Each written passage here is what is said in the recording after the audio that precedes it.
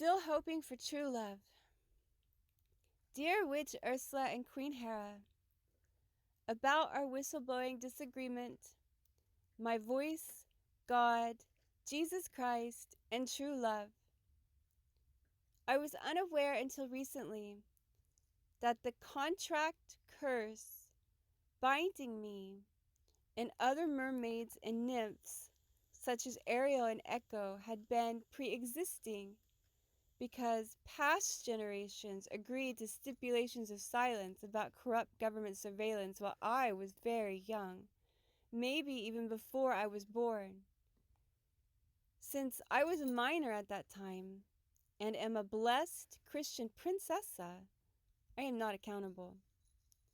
Hilar Princesa M.W. Oveja Perdida.